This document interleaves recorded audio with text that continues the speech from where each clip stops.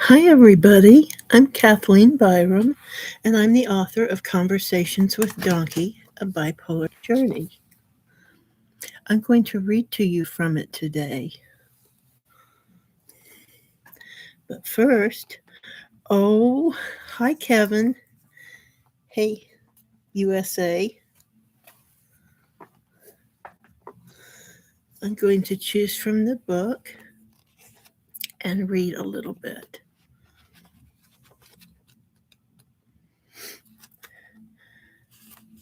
Any recommendations?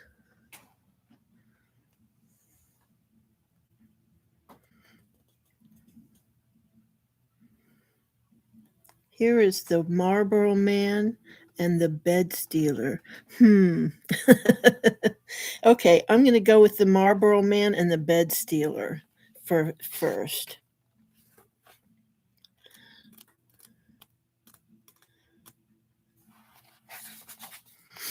Here we go. I used to work in the home health care field. I have tremendous respect for nurses' aides and home health aides. It's exhausting, often thankless work for usually not very good pay. You must really have your heart in it. Those who don't have no business doing this work. I've had so many funny, touching, and memorable experiences working in this field. Here is one of the highlights.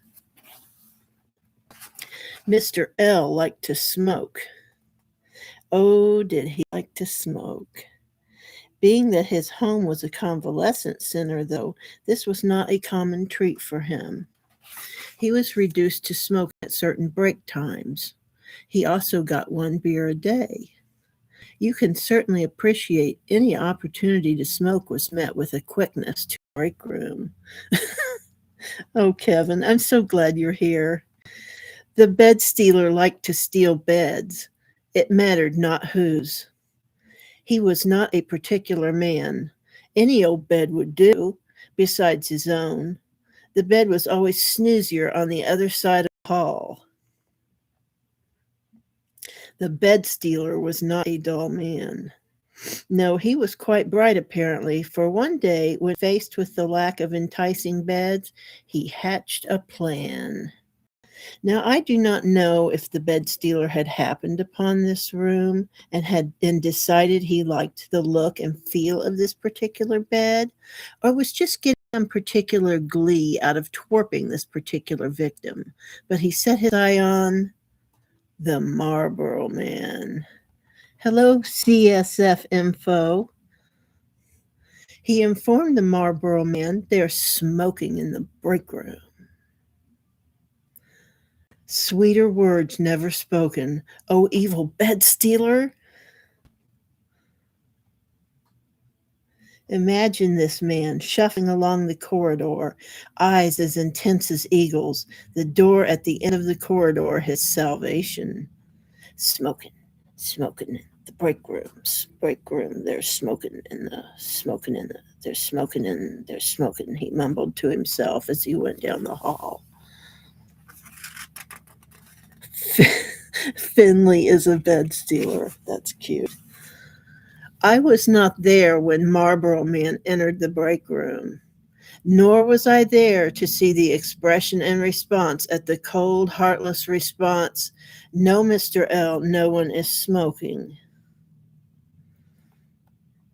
I can only imagine very vividly what transpired when a highly infuriated Mr. L returned to his room and found the bed stealer, the liar, wallowing in his bed. Shall we mercifully close the curtain on this scene? March 21st, 2008. Now let's see what we've got here. Finley is a bed stealer. That is too cute. One house I go to has 5 dog beds. He has to try every one. So far, she was working at an assisted living home first. There was a guy there that loved stealing beds. He would go and lay in people's beds. One day there were no beds, so he hatched a plan. Oh, thanks for the catch up, lol. So why the hell did he like stealing beds so much? He'd just randomly lay in them.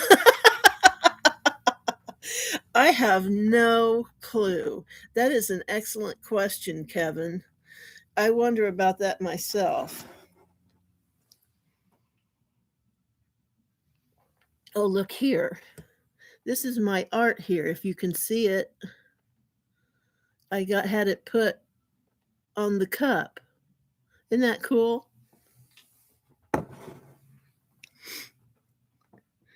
Finley usually laid next to his beds at home, but he steals other dogs' beds. I need this book, ma'am, and your art. Oh, that's so sweet. The book is available at Amazon. It's Conversations with Dawnkey, spelled strangely. Dawnkey, A Bipolar Journey by Kathleen Byram. That was sweet. Thank you. Oh, thank you. I'm going to read another story out of here. Let me see what would be fun.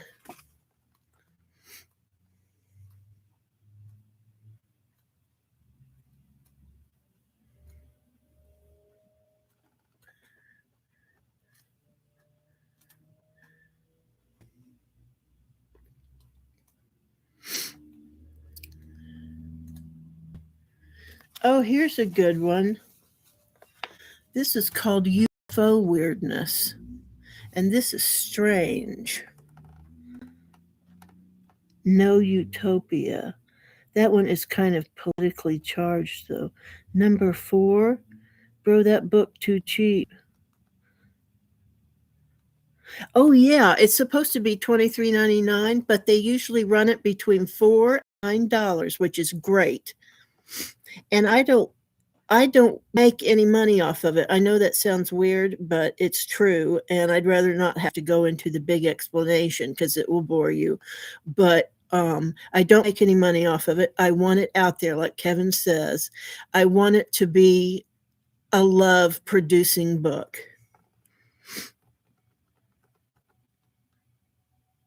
Can you say that again? Because I didn't expect to read it out loud, and that was fun. Can you say what again? She wants to get it out of there. I didn't expect you to read it out loud. Oh, thank you. I'm going to read UFO Weirdness. This is the big point right here. The first thing I say, I never understood latitude and longitude before, and certainly would not have known where 45, 85, or 90 was. I also did not know about Sturgeon Bay, and that this area was a UFO capital until I had this weird dream. I dreamed I was flying and using something like my pillow. I was resting up in some trees. It was getting gushy, though, coming apart inside, and I had to come down. I got the message that I would be coming down a little too quickly, going past Indiana, going north, landing in Michigan. Then I got this number, 4590. I landed oddly softly, and there was an old salty guy there, like a sea captain or ex-Navy or Air Force or something. He told me disturbing things and said he could tell me things that would really shock me. Oh, you ordered it? Oh my goodness. Thank you. I hope you loved the hell out of it. I really do. And I think it comes in a couple days if you have Amazon Prime. When I woke up and went to the bathroom, I remembered the number. So I went and looked it up. I thought, wouldn't it be funny if it were around Indiana and Michigan? Of course, you know where it is, right around Sturgeon Bay. I was more stunned when I Googled the area and found out that it's the UFO capital area. So that is my weird tale. Now, I'm not sure if I made that real clear what happened there. I think it might be a little confusing. Basically, I got the latitude and longitude of an area that I didn't even know. And I don't even understand latitude and longitude. I just dreamed this number and that I was going to this area And that was the right number. It was I have weird things happen to me sometimes, and that was one of them.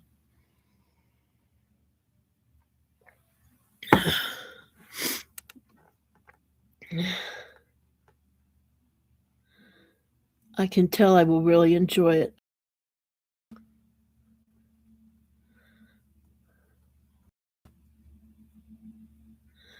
Oh, Kevin, that's so nice. My mom foresees the future in her dreams sometimes. Oh, wow. She also mine does too. My mom sees ghosts and she's psychic. That is so cool. Do do you see ghosts and stuff, CSF?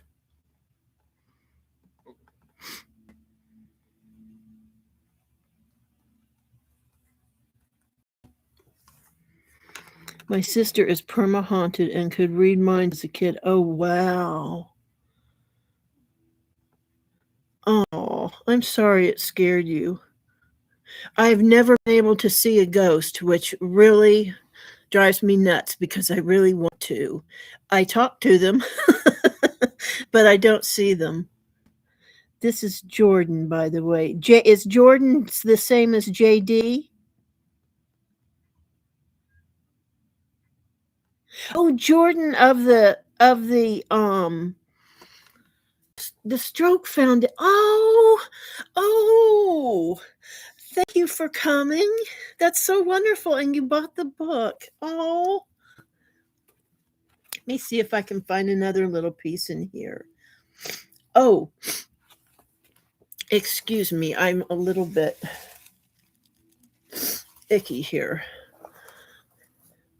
There was something I was going to read. Oh, Kevin said that he wanted to hear the one about utopia. This is from the essay compilation. This is why we can't have nice things. See the little donkey? That's my artist who did that, Hannah Shannon.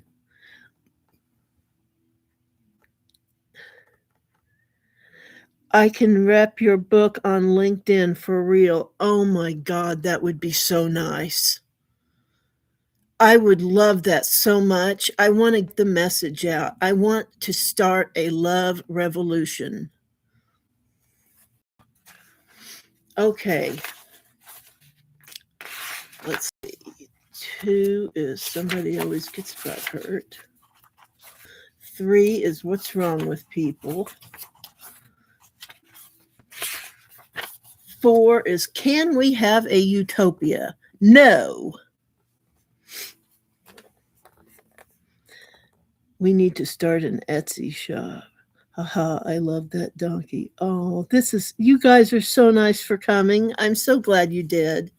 Okay, I'm going to read now. Why not, you ask? Because there are asshats out there and they don't want one. That's right. Our beautiful utopia that we could afford if things were done more humanely is probably not going to happen anytime soon because jerks. I want it all, damn it. I'm going to try to remember to attach a copy of Maslow's Hierarchy of Needs. Now, there's a little note here that says they're presented in the book after essay number 5. I'd actually like to show it to you in case you aren't familiar with it.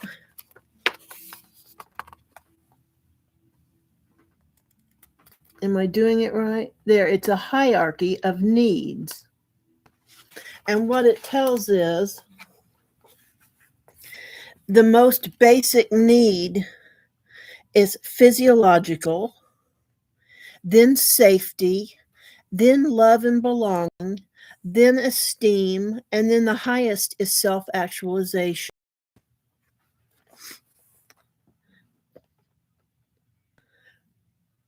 That color looks great on you. Happy to hear you read this.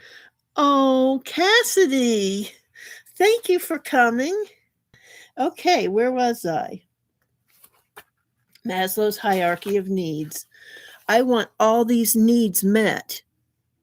all of them, the self-actualization included, for everybody, so that everybody can work on self-actualization, which is what we are here for, in my opinion. There is no reason why we can't have health care for all and proper care for those who need it. There is no reason why all the mentally ill people who got turned out onto the street because Reagan closed down the mental hospitals in California should have to have lived homeless and uncared for. No reason why people should have to go hungry. Why can't we have nice things? Well, for one reason, because people steal. It would be so great to have grocery stores everywhere that have free food in them for the poor. Not for people who think, ha ha, I can have free stuff, so I will because I can, but for the poor. We can't have it because jerks. It would be great if people didn't lie and cheat too. It would be nice if these stores were on the honor system and people who were not going hungry would stay away, but they won't. It's my right. It's legal. Where do you draw the line? Blah, blah, blah.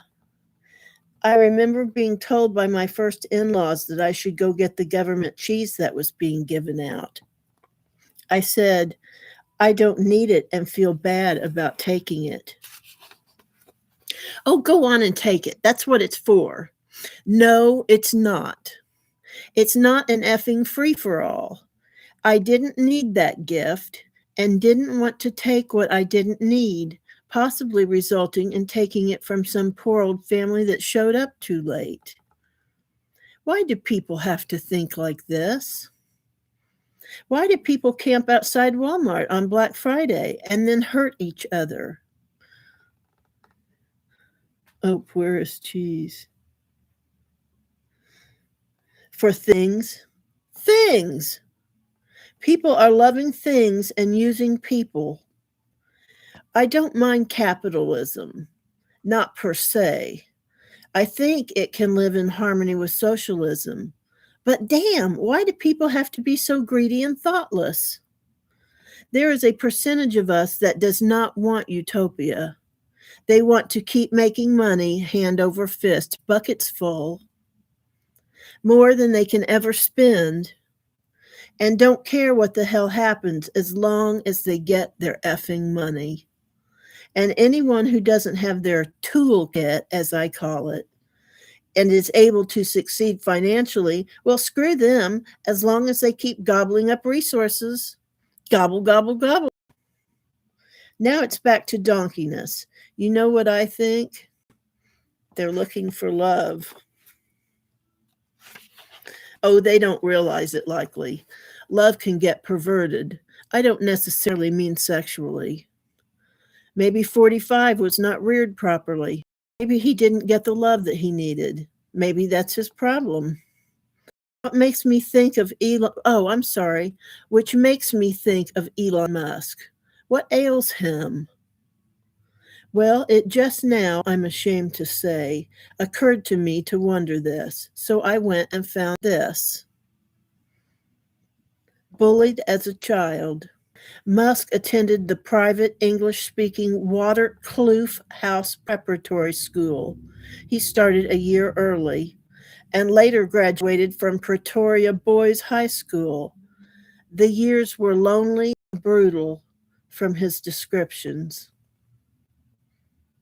I don't need to post his history to make my point. Oh, God, why can't we all just get along? Everybody's got problems. This is why we can't have nice things. Now, that was a chapter that was written very emotionally and with not much common sense or thought. So you see how I feel when I'm at my height of emotionality. Let's see what we have to say here.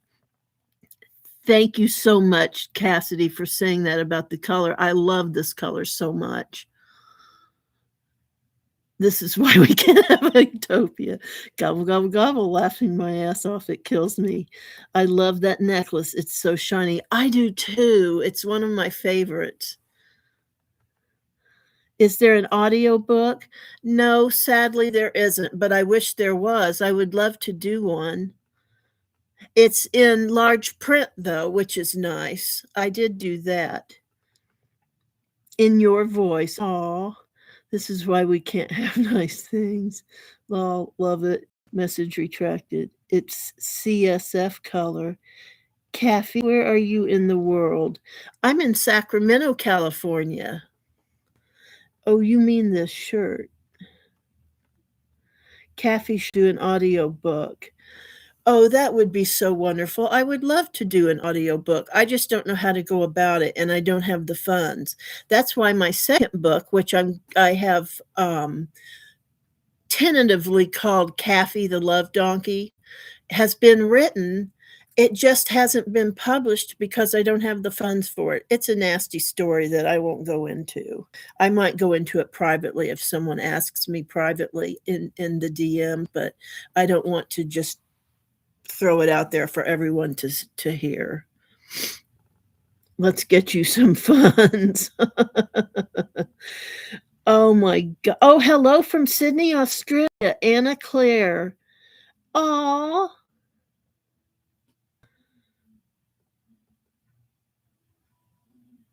I told her CSF, but she says no, other people are more important. Oh, Kevin, that was about the thing for my desk. I didn't feel like it was right to have to be on GoFundMe just for something for my desk. That seemed wrong to me. But if someone wanted to help me with my publishing, that's what I have dreamed of. That would be wonderful. Whatever you're talking through now works, and then get Audacity. It's free. Bam. What is Audacity? Let me write that down, Audacity.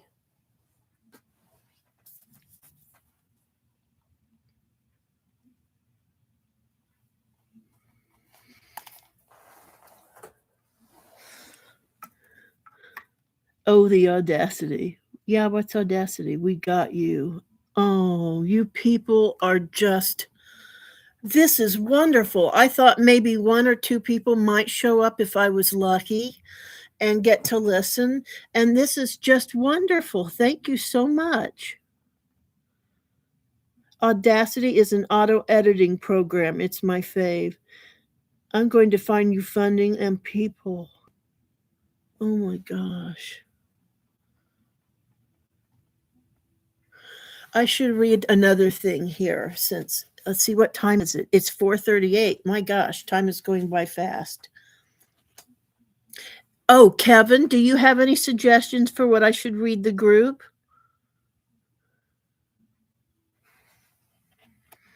Since you've read the book?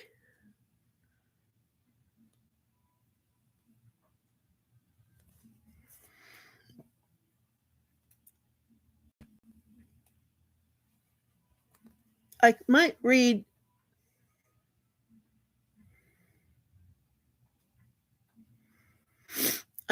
essay 1 from the essays. It's about 40% through the book. What I Believe Now. It's about 40% through the book.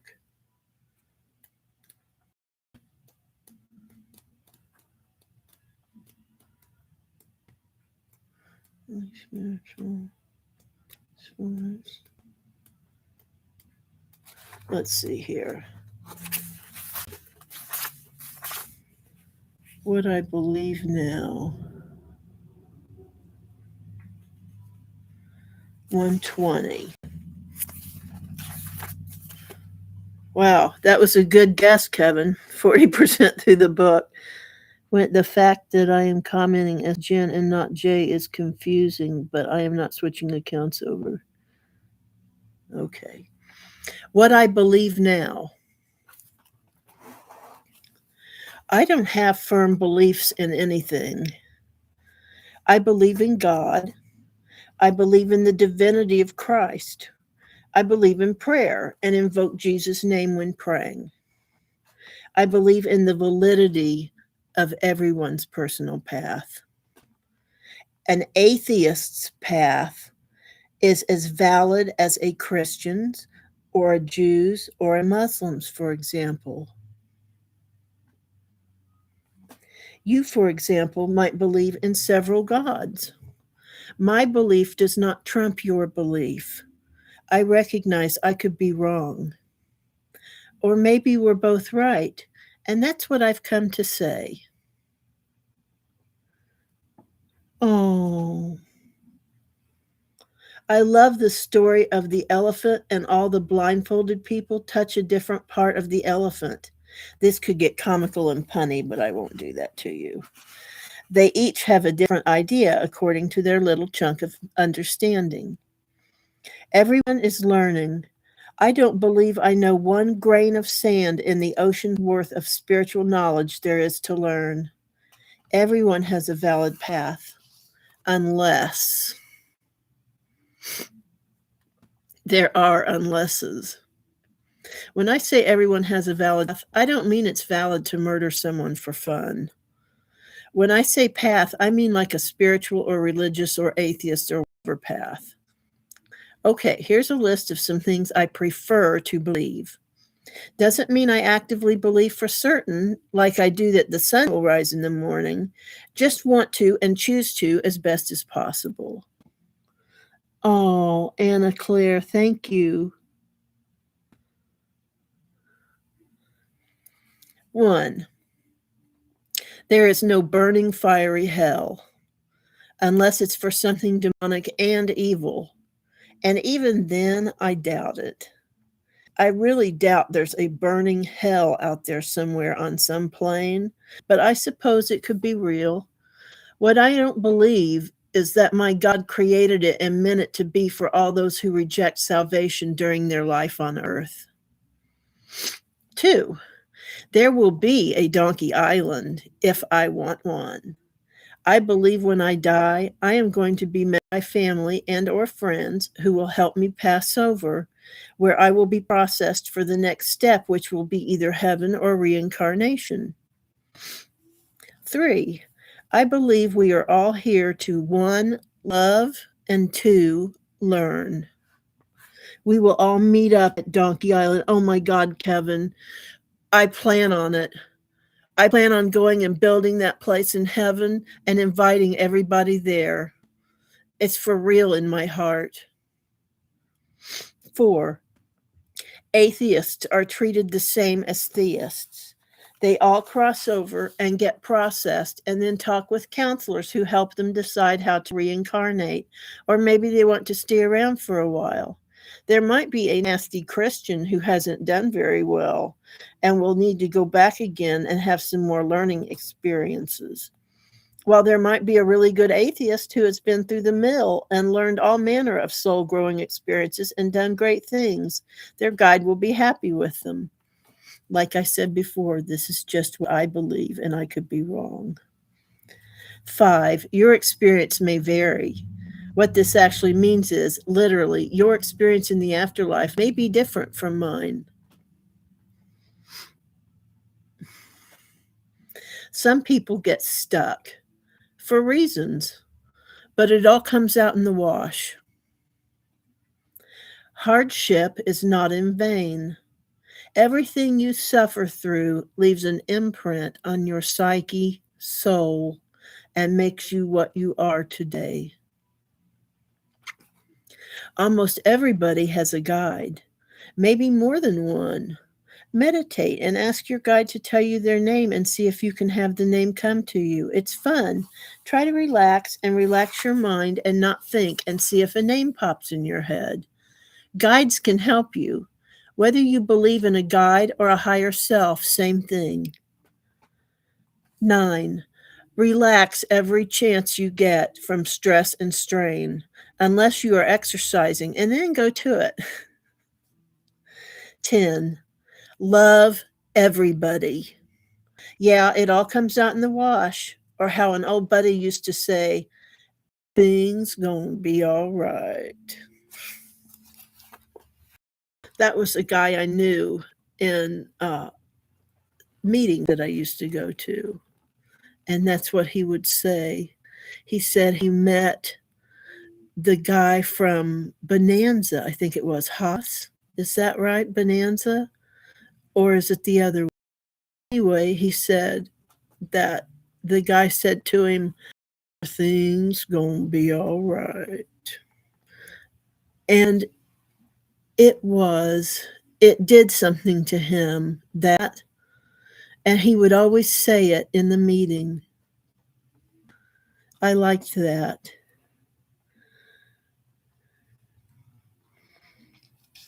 Finley says he's got to go. Never mind, he just wanted belly rubs. Aw. Should tell you guys about Dawnkey Island. I don't think Dawnkey Island is in here. I think it's in my new book. Would you like me to look in my new book and see if I have something about Dawnkey Island in it?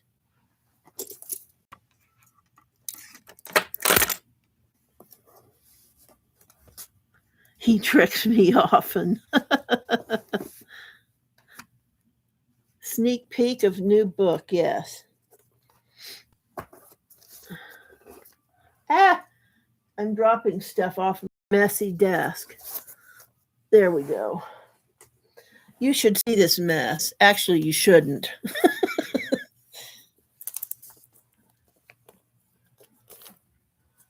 Let me see here. I don't see Dawnkey Island in here.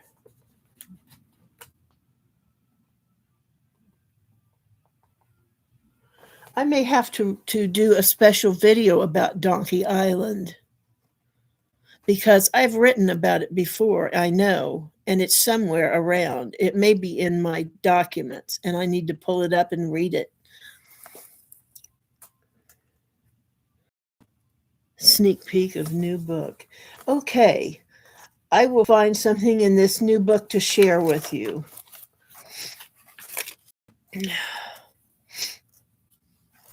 My poor nose. Ugh. I'm sorry.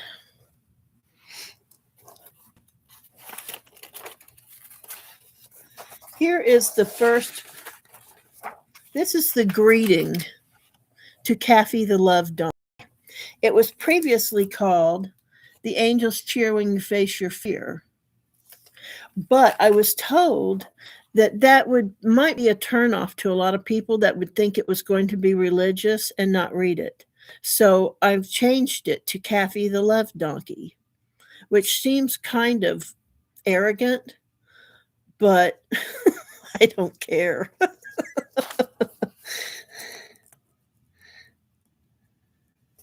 Okay. Dear reader, this is a love letter to you. That's right. I am your own personal donkey, and this book is written to you. Please feel intimate, friendly, and warm about me as I do to you. Please be my friend. By the time you read this, I suspect I'll have more, but I can use just one more, someone special like you. Please feel free to write in the margins. Have fun with this book, and if I happen to touch your heart like I hope I will, write to me. This reminds me of something lovely I'd like to share with you. A girl back at the lolcat site I frequented saw a little poem I wrote in lol speak for someone's birthday. She has been posting it every day to birthday people for years. Did you hear that? Every day for years. I am beside myself. This is the little poem. Such a simple thing. It's your birthday, and that's wonderment. It's your birthday, it's true. Even though there's others sharing it, there is only one special you. Indeed, only one special you. You may be one in a million puzzle pieces of friends, but when I look at that puzzle and you are missing, the picture isn't complete. Doesn't that make you crazy when you puzzle piece? I need you, friend. Yes, maybe that sounds pathetic. But then it's a strange dichotomy, isn't it? This pitiful need for friends, and yet this ebullient soul that wants to shine everywhere. I think it started when I was small and had a little theatrical bone in my body. Inside, I wanted to be a star, but on the outside, I was reserved. See the picture of me standing next to Santa. I was too reserved to sit on this stranger's lap. I'm an ebullient soul in a reserved body. And that, my friend, is why I am writing you this letter instead of telling you on the street, in Starbucks, or on our living room couch. Sometimes my reserved will come out, and sometimes my ebullient, and sometimes both, resulting in some funky writing. I hope you will enjoy the ride.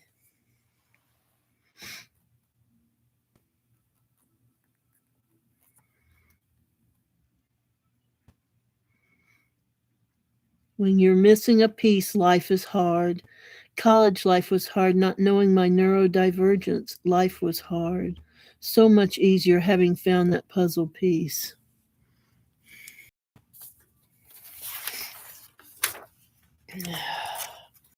This is interesting, and this is long. And we have about a half hour. I might go ahead and read this to you too. It's called What I'm About. And I'm sorry I'm so sniffy. That's not very pleasant to do to you guys. Okay. This may be a hard paper to write. I don't know why this should be so. I am very in touch with my mental workings. So I think I'll start by talking about things I like. When this occurs, the ocean always comes to mind first. It's like a love affair. I am totally enraptured by the ocean and all its life and secrets.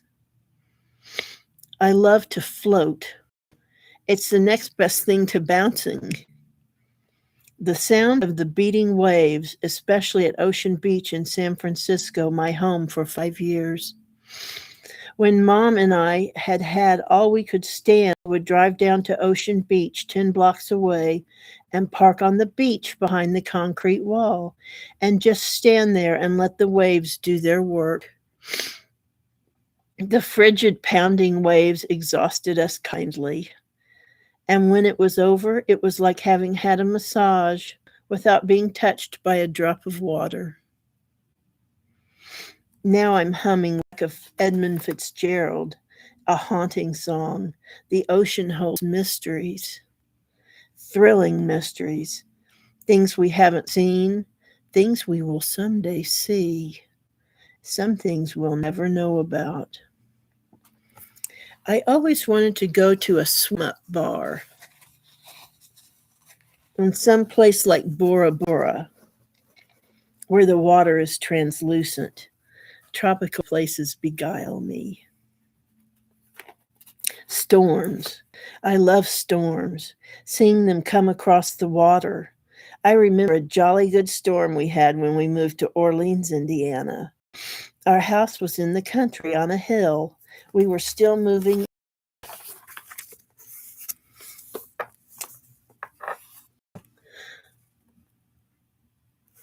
What did I miss? Something odd happened. Oh, it was summer. The air turned strange and the sky was weird. It was a flippin' storm and it was exciting as hell. The air whooshed through the house, and I remember Dad and his eyes getting that cat out of mouse hole fixed, fascinated stare. He was excited too. Rushed from window to window, looking out at the flurry of fury outside. Isn't it funny what you remember? It was thrilling to be safe in the house with Dad while all manner of hysteria reigned outside. I've always loved storms. I always felt safe with Dad. Dad was strong, he was in charge, he was smart, and he did things right. He was a righteous man. Not really in the religious evangelical sense, but in the moral sense. He wasn't a jolly soul, but his intentions were pure. He always did the right thing. Grouchily, but it got done. Things went like well-oiled machinery with Mom and Dad. I didn't know what I wanted, didn't know myself like I do now. I adored reading and art and acting and role play and was a mental child. My dad is my bestie, even though we're on opposite aisles politically. Oh, that's nice. Maybe someday he'll change his mind. It can always happen if you're patient. A mental child, meaning I lived in my mind instead of in physical type stuff like playing basketball or something like that. I was more mental than physical.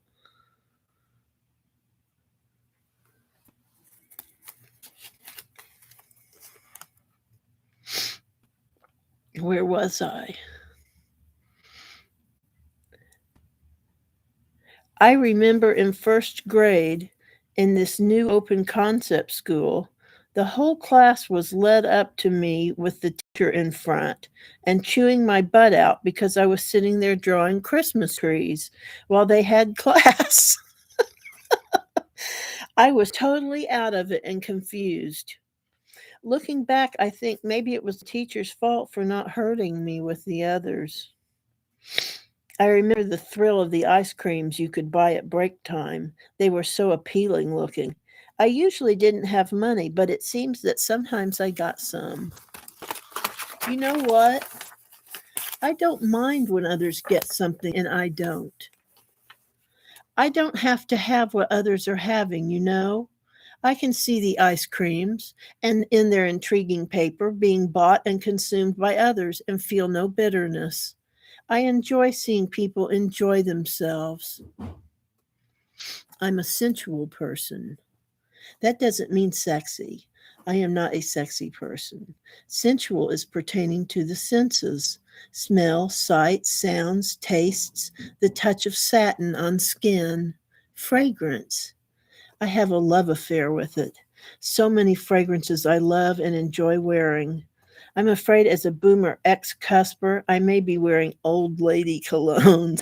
This amuses me. I played soccer. Soccer is fun.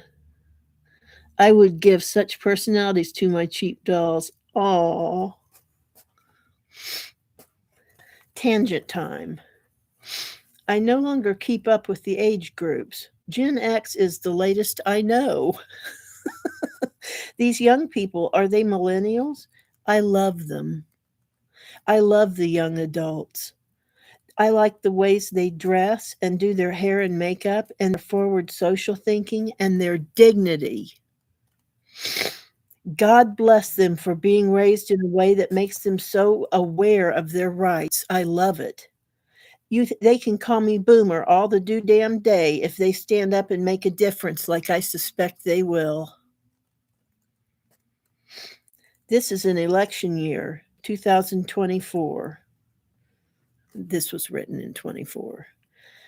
Back to sensuality: water beds, feather beds, water parks, water slides, hot tubs, massages, sumptuous, beautiful fabrics, eye candy, scrapbooking for the gorgeous pecs. Ooh, scrapbooking. I love to do scrapbooking, and I might show you some. A soft cat fur for the feel. A strange medley of things, for an example: firelight, drifting snow. What are some of your favorite things? Tell me.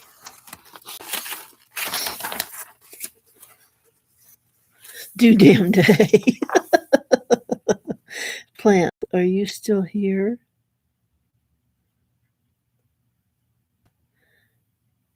So we are. Hi, Bestie. Oh, hi, Kelly. Music. Oh my God. Music used to help me emote when I would drink. I would become very emotional. I remember being drunk playing Mr. Jones and dancing around freely, explaining to my mom how it made me feel, tears in my eyes. We all want to be big, big stars, but we all got different reasons for that. We all got different reasons for that. still poignant to my ears. Why do I want to be a big, big star? I bet you know. Love. I want to be loved by the whole flipping universe. That's all I ask. And love it back in return. Is that lovable? I always wanted to understand people. So when I was young, I used astrology to do that. Then I finally realized psychology was the way to go and pursued that for years. Finally, I began to realize I wanted to write. And when I got to I Can Has Cheeseburger site, I realized I just wanted to be loved and to express myself. I may not be perceptive, but I analyze. As you can tell, I analyze everything, particularly myself. That is how I have become the donkey you see today. I'm getting ready to mess something up here. Something is stuck on me. I like to paint. I love bold maximalism. I will paint the ugliest thing you've ever seen and frame it and hang it up on the wall. I have no shit. I got that from Mom. Mom did not pass shame on to me. I used to love travel. Now I think it has waned due to my physical condition making it hurt to get around. Plus, forget riding a plane. I still want to go to a desert island and blob out and lay in the shallow, clear water and just relax. It would be lovely to ride a train, but I cannot afford a sleeping room. Greyhound? Right out. I used to have such a wanderlust. Not anymore. Frankly, not so much since I lived in San Francisco. When I left Indiana for San Francisco, I said, we escaped. And it was such an incredible feel. Everything was different there, it felt like. I think I'll write a paper on San Francisco. But first, it seems that this paper is lacking something important. My standards about honesty. I will be honest 99.99% of the time. I reserve the right to tell a white lie once in a blue moon if it becomes necessary. I also don't think omission is a lie. I won't say things if I think they're going to hurt and they aren't necessary. Earnest. I am earnest. I am self-rejuvenating.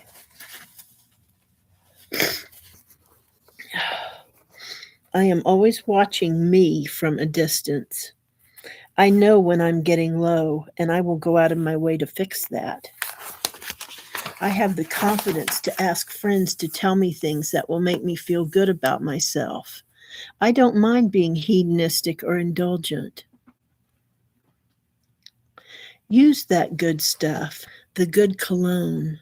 Wear that pretty dress. Be nice to you, please. I am objective. I am too. I am very open-minded and can scrutinize my methods and motivations and determine if I am being full of BS. I am my greatest critic and my most supportive friend. I love myself, and I love you. I'm hella creative. Maybe this book will have pictures. I hope so. I hope as you are reading this, I have a picture I painted with acrylics for you to see. It is orange and red and yellow, a magnificent sun with wavy rays and curly cues. And here it is.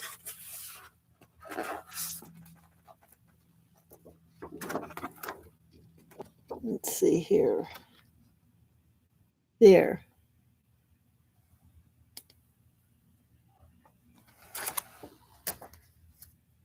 And here's the other picture I refer to where I'm too shy to sit on Santa's lap, so I stood next to him.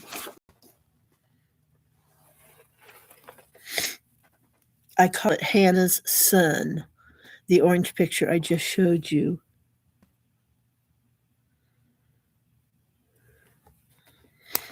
Why? Because Hannah, my publisher friend, is fire. She is the one taking care of getting this book done. Thank you, Hannah. You are amazing and I love you. We are made of the same magical stuff. I am forgiving. It's true I have been known to hold a grudge, but that is usually because the person is unrepentant or not sorry or something. If you mess me up and then issue a heartfelt apology, I will most likely forgive you, because that's what I'm about. I do not have common sense. Oh, I'm sure in some ways I do, but in general, I see myself as a foolish person. I've done my share of boneheaded things and will continue until I die. I don't do things with myself at the top of the priority list. That probably makes no sense.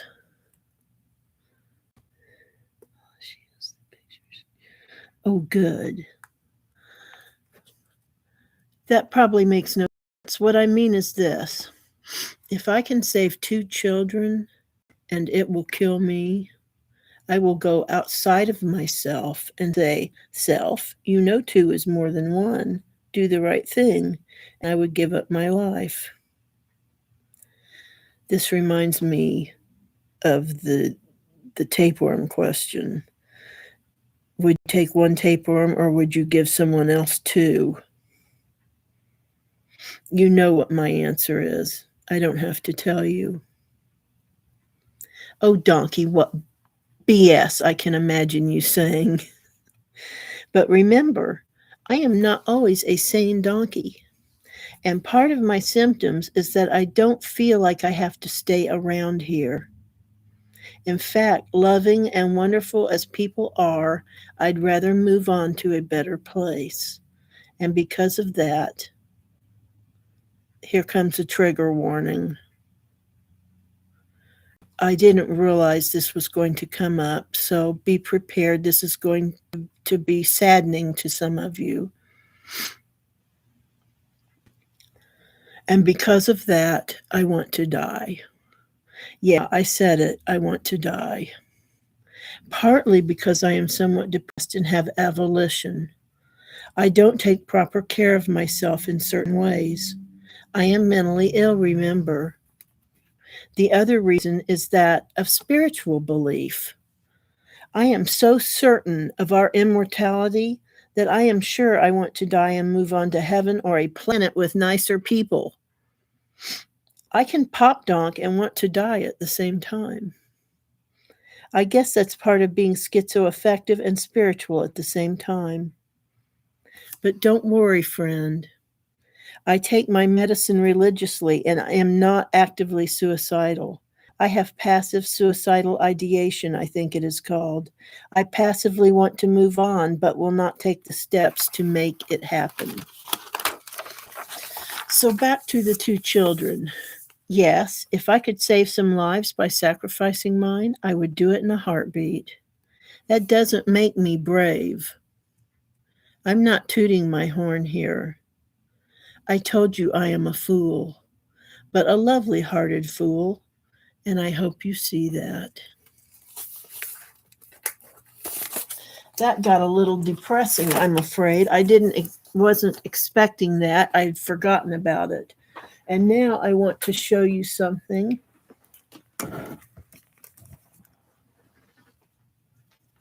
If I can not make a big mess here.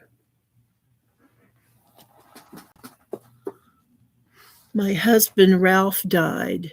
I have a name is Rick that I lived with for 8 years now. But my husband, who I was still married to since 97, died. Organ tissue donation, donor hero.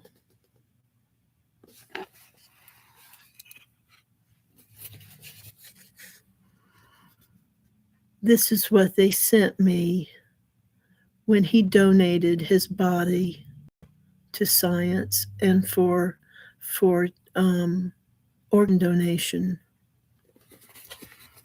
They also sent me this. I think it was for the eye donation.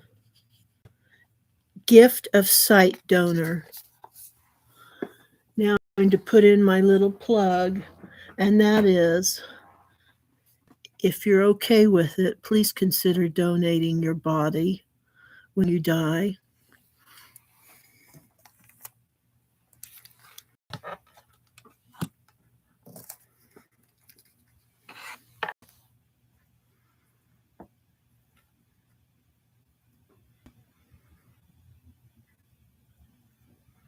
Yeah, donate the organs. What do I want to say about that? There was something I wanted to say about it.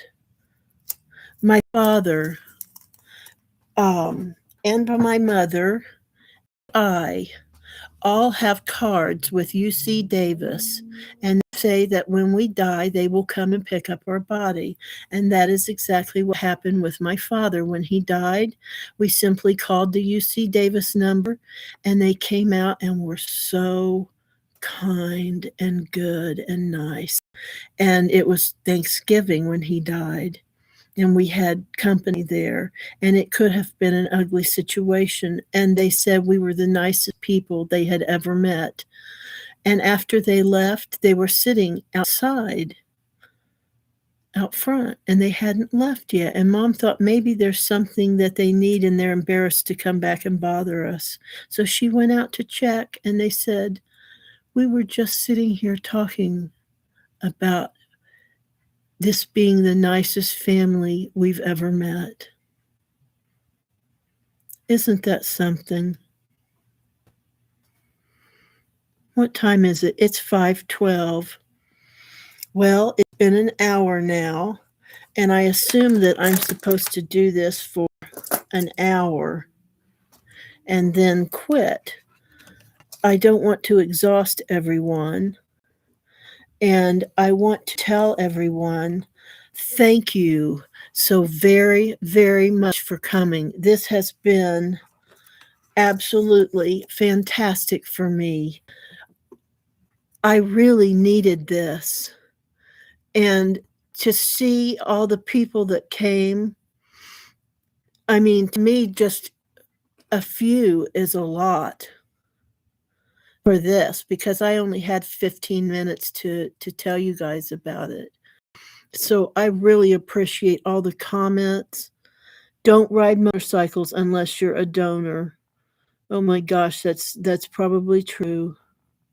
You should do another one next week, same time. Oh, I'd love to.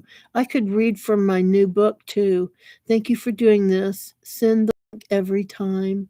Yes, yes, also send me the links. I love you guys. I love you so much, and thank you so much for coming. And I'm trying to think if there's anything else I wanted to share or say. I don't think there is. I think I'm done.